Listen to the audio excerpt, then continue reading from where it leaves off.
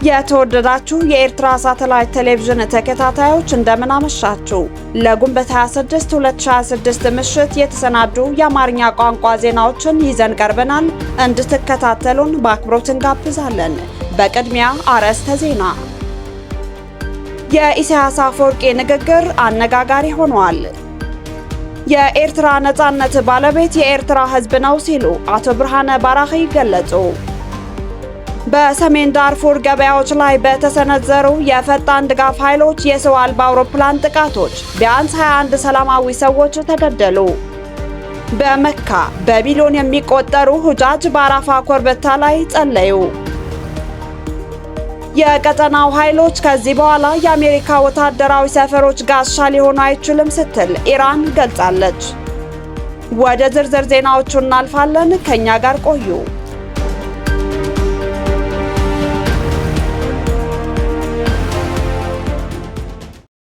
የኢሳያስ አፈወርቂ ንግግር አነጋጋሪ ሆኗል። የኤርትራን 35ኛ የነጻነት በዓል ምክንያት በማድረግ በአስመራ ስታዲየም ተገኝተው ንግግር ያደረጉት አምባገነኑ ኢሳያስ የራሳቸውን የቤት ስራ ችላ በማለት በሌሎች ሀገሮች ጉዳይ ጣልቃ መግባታቸውን ተከትሎ ከፍተኛ ተቃውሞ እየደረሰባቸው መሆኑን ዘገባዎች ያመላክታሉ። እሳቸው የነጻነት በዓልን ምክንያት በማድረግ ከቬኔዙዌላ እስከ አፍሪካ ቀንድ ባሉና በማይመለከታቸው ጉዳዮች ላይ ባደረጉት ንግግር እንደተለመደው በመዘባረቃቸው በርካታ ኤርትራውያን ተቃውሟቸውን እያሰሙ ነው። ፕሬዝዳንት ኢሳያስ በነጻነት በዓል ንግግራቸው ስለ አሜሪካ የ40 ትሪሊዮን ዕዳና ስለ ዓለም አቀፍ ውድቀት በጥልቀት ገልጸዋል ሲሉ የስርዓቱ ደጋፊዎች ቢገልጹም በአንጻሩ ለውጥ ፈላጊዎችና ተንታኞች ግን ኢሳያስ የሀገርን ጉዳይ የህዝቡን ሁኔታና ልማትን ወደ ጎን በመተው ስለ አሜሪካ፣ ዩክሬን፣ ቬኔዙዌላና ሌሎች ሀገሮችን ጉዳዮች ማንሳታቸው አሁንም ከአሜሪካ ጋር ያልተፈቱ ችግሮች እንዳሉና ይነሳል የተባለው ማዕቀብ አለመነሳቱን የሚያስረዳ መሆኑን ይገልጻሉ። ደጋፊዎቻቸው በበኩላቸው ኢሳያስ በንግግራቸው ላለፉት 35 ዓመታት የነበረው የአሜሪካ ዲፕሎማሲያዊ፣ ኢኮኖሚያዊና ወታደራዊ ጣልቃ ገብነት መክሸፉ ገልጸው በትራምፕ የሚመራው ጽንሰ ሐሳብ ያለፈውን የዋሽንግተን የውጭ ጣልቃ ገብነት ፖሊሲ ይቀይረው ይሆን ለሚለው ጥያቄ ጥልቅ ትንታኔ ሰጥተዋል ይላሉ።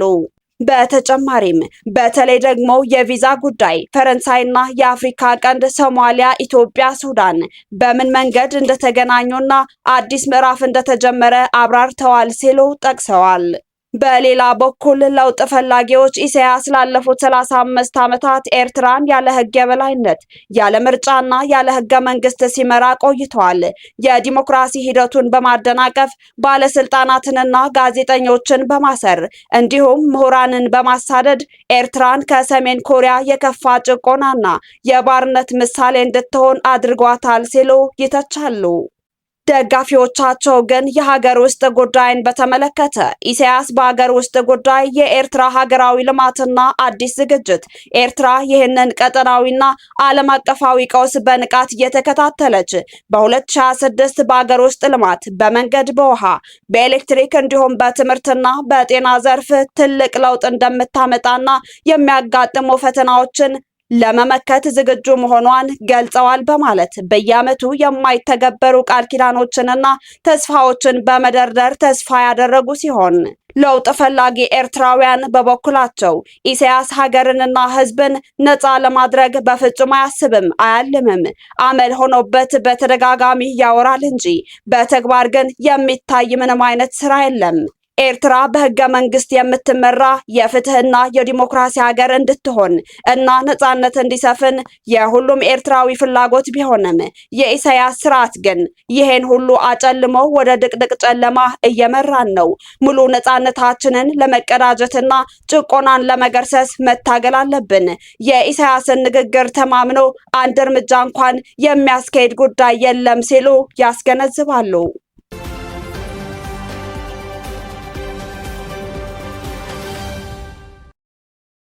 የኤርትራ ነጻነት ባለቤት የኤርትራ ሕዝብ ነው ሲሉ አቶ ብርሃነ ባራኺ ገለጹ።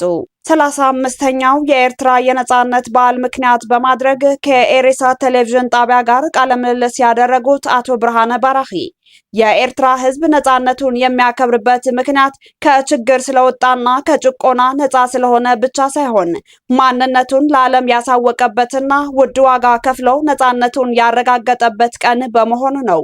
የዚህ ነጻነት ባለቤትም ኢሳያስ ወይም ህግደፍ ሳይሆኑ የኤርትራ ህዝብ ነው ሲሉ አብራርተዋል። እዚ ከአከም ሓደ ነቲ ህዝቢ ኤርትራ ብገዛ እርሱ አንቂልዎን አልዒልዎን ዝጸንሐን ንዕኡ ዘህብትም ኮይኑ ነዚ ሕዝዩቲ ንናጽነት ዝወፈረ ማለት እዩ ጅታፍልልያ ኣብዚ ኣብንጹር ያኸፍትብል ህዝቢ ኤርትራ ንናጽነቱ ዘብዕለሉ ምኽንያት ካብ ሽግር ስለዝወፀ ካብ ጨቆንቲ ስለዝኸደ ጥራሕ ዘይኮነስ ብገዛ ርእሱ ኣብ ዓለም መንነቱ ዘንጸባርቀሉ መዓልቲ ስለዝኾነ እሞ ከዓ እዚ መንነት ዘንጸባርቀሉ ክቡር ዋጋ ከፊሉ ካብ ጣፍ ናብ ጣፍ ህዝቢ ኤርትራ ዝለዓለ ዋጋ ከፊሉ ዘመስከሮ ስለዝኾነ ዋንነት ናይ ዝናጽነት ናይ ህግደፍን ናይ ኢሳያስን ዘይኮነ ናይ ህዝቢ ኤርትራ ከነጻነት በኋላ የነበረውን ተስፋና ያጋጠሙ እውነታዎችን ያብራሩት አቶ ብርሃነ ነጻነት ማለት ባንዲራ መስቀል ብቻ ሳይሆን የህግ የበላይነት የሰፈነባትና ህዝብ በነጻነት የሚኖርባትን ሀገር መገንባት መሆኑን ገልጸዋል። በኤርትራ ያለው አስተዳደር ችግርና በህዝቡ ላይ እየደረሰ ያለው የሰብአዊ መብት ረገጣ ለነጻነቱ ትርጉም ፈተና እየሆነበት መሆኑንም አመላክተዋል። አቶ ብርሃነ ባራኺ አሜሪካ በአፍሪካ ቀንድ በተለይም በኤርትራ ያላት ጂኦፖለቲካዊ አቋምና ኤርትራን የምታይበት መነጽር በዋናነት ከቀይ ባህር ደህንነት ጋር የተያያዘ መሆኑን ጠቁመዋል። ጂቲ ከምታ ቀዲመ ዝበልኩዎ አሜሪካ ኩሉ ጊዜ ተቀዳምነት ዝህቦ ናይ ገዛ እርሶም ኢንተረስት እዩ عجيب قيح بحري زلع انترست اللو يتزلع على انترست مس إيرترا كوينو نعو كرقاقص خيلي سلازي أمريكا نلتقمو خبل نابت خباب مسئلو مالتي نعنا حجي يتقمنا دي قد أنا እንዲሁም አሜሪካ በኤርትራ ላይ ያላት የረጅም ጊዜ አቋም የህግደፍን ስርዓት ለጥቅሟ በሚስማማ አዲስ ኃይል መተካት መሆኑን አክለው ገልጸዋል። ይህ ፖሊሲ በተለያዩ ጊዜያት እንደ ሰብአዊ መብትና ዲሞክራሲ ባሉ የተለያዩ ምክንያቶች ሲገለጽ የቆየ ቢሆንም አሜሪካ ኢትዮጵያን በቀጠናው እንደ ዋና አጋር ስለምታይ በኤርትራ ላይ የምትከተለው ፖሊሲ ከኢትዮጵያ ጋር ካላት ግንኙነት ጋር የተቆራኘ መሆኑን ገልጸዋል። በመቀጠልም በኢትዮጵያና በትግራይ መካከል ያለው ውጥረት በቀላሉ የማይፈታ መሆኑን በመጥቀስ ይህም ኢትዮጵያ የባህር በር ለማግኘት ልታደርግ ያሰበችውን ወረራ ሊያደናቅፍ መቻሉን እንደ መልካም አጋጣሚ በመጠቀም የኢትዮጵያ የውስጥ ችግር እስኪፈታ ድረስ ኤርትራውያን ለውጥ ፈላጊዎች በኤርትራ ያለውን ስርዓት ለማስወገድ መታገል አለብን ሲሉ አሳስበዋል። በመጨረሻም አቶ ብርሃነ ባራኺ የእንኳን ደስ አላችሁ መልእክት ያስተላለፉ ሲሆን በቅርብ ጊዜ የኤርትራ ህዝብ ችግር ተፈቶ እያንዳንዱ ኤርትራዊ የነጻነት በዓሉን በሀገሩ የሚያከብርበትና የተሻለ መሪ የሚመርጥበት ብሩህ ተስፋና መልካም ምኞት እንዳላቸው ገልጸዋል።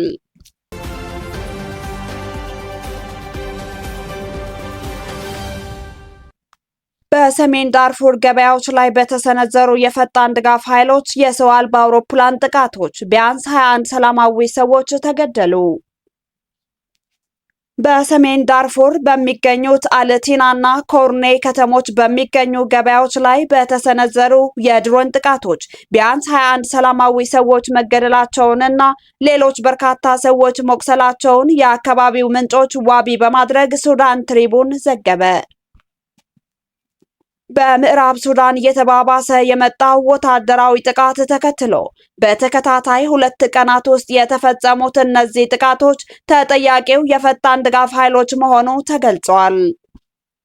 የአካባቢው ምንጮች ለሱዳን ትሪቡን እንደተናገሩት ሰኞ ዕለት በኮርኔይ ገበያ ላይ በተሰነዘረው የፈጣን ድጋፍ ኃይሎች የድሮን ጥቃት ቢያንስ 5 ሰላማዊ ሰዎች የተገደሉ ሲሆን 4 ሰዎችን ደግሞ ለከባድ ጉዳት ዳርጓል።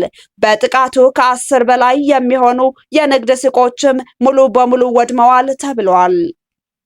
ይህ ጥቃት የተፈጸመው እሁድ ዕለት ከቻድ ድንበር አቅራቢያ በምትገኘው አልቲና የድንበር ከተማ ገበያ ላይ ከተሰነዘረው ተመሳሳይ ጥቃት ማግስት ሲሆን በአልቲና በደረሰው ጥቃት ቢያንስ 14 ሰላማዊ ሰዎች መገደላቸውን የአካባቢው ተጽዕኖ ፈጣሪዎች ገልጸዋል።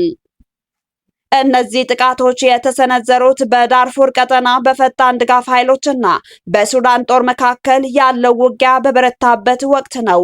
የፈጣን ድጋፍ ኃይሎች አልቲና፣ አምባሮ እና ኮርኔን ጨምሮ በሰሜን ዳርፉር የሚገኙትን የቀሩትን የወታደር ይዞታዎችን ለመቆጣጠር ሰፊ ዘመቻ በመክፈት ላይ ይገኛሉ። እንደ ዘገባው ከሆነ የፈጣን ድጋፍ ኃይሎች ባለፈው መጋቢት ወር ወደ አልቲና ገስግሰው የነበረ ቢሆንም በሱዳን ጦርና በአጋር ቡድኖች አማካኝነት ወደ ኋላ እንዲያፈገፍጉ ተደርገዋል። አሁን የተሰነዘሩትን የድሮን ጥቃቶች በሳራፍ ኦምራ፣ ኬብካቢያ፣ አልጄሪና እና ኩልቡስ አካባቢዎች ከፍተኛ የፈጣን ድጋፍ ኃይሎች ወታደራዊ ክምችት መኖሩን ከሚያሳዩ መረጃዎች ጋር መገጣጠማቸው በቻድ ድንበር ላይ አዳዲስ የምድር ላይ ጥቃቶች ሊሰነዘሩ ይችላሉ የሚል ስጋት ፈጥሯል። የአልቲና ከተማ ዳርፉርን ከምስራቃዊ ቻድ ጋር የሚያገናኝ ወሳኝ የንግድና የሰብአዊ እርዳታ መስመር በመሆኗ ስትራቴጂካዊ ጠቀሜታ እንዳላት ይታመናል። የሱዳን የእርስ በርስ ግጭት የኤርትራ፣ ኢትዮጵያ፣ ግብጽ፣ አረብ ኤሜሬት እና ሌሎች ሀገሮች የውክልና ጦርነት በመሆኑ በቀላሉ ሊፈታ እንዳልቻለ ይነገራል።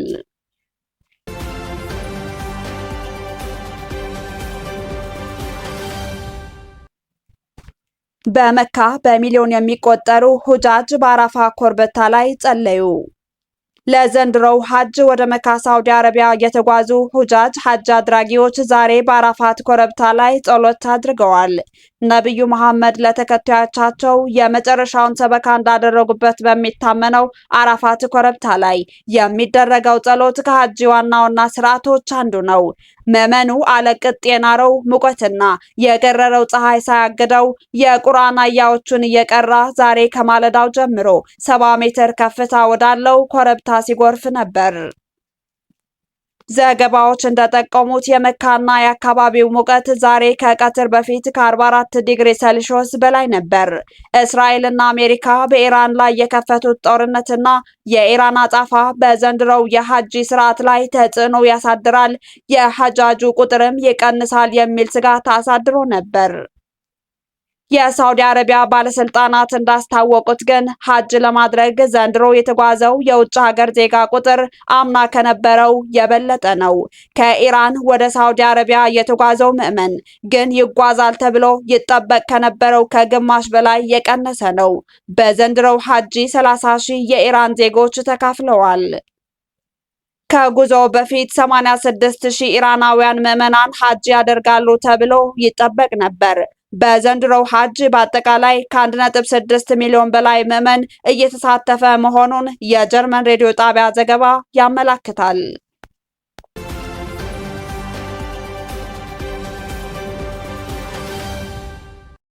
በመጨረሻም የቀጠናው ኃይሎች ከዚህ በኋላ የአሜሪካ ወታደራዊ ሰፈሮች ጋሻ ሊሆኑ አይችሉም ስትል ኢራን ገልጻለች።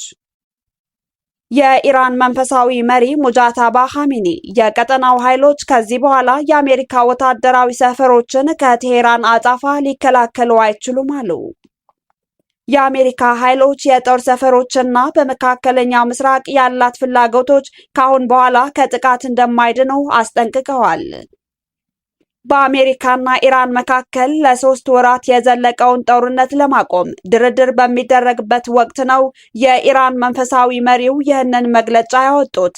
መሪው ወደ ስልጣን ከመጡ በኋላ ከሰጡት ጠንካራ መግለጫዎች መካከል ይህ አንዱ ነው መባሉን አልጀዚራ ዘግበዋል።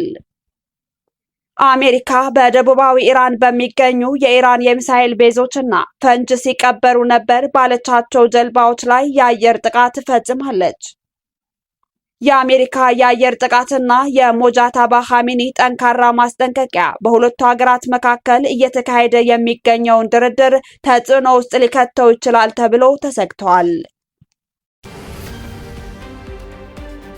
የተከበራችሁ የኢሬሳት አድማጭ ተመልካቾች ለዛሬ ምሽት ያሰናዳናቸው የአማርኛ አበይት ዜናዎቻችን በዚህ ተጠናቀዋል። ስለተከታተላችሁን እናመሰግናለን። ጤና ይስጥልን።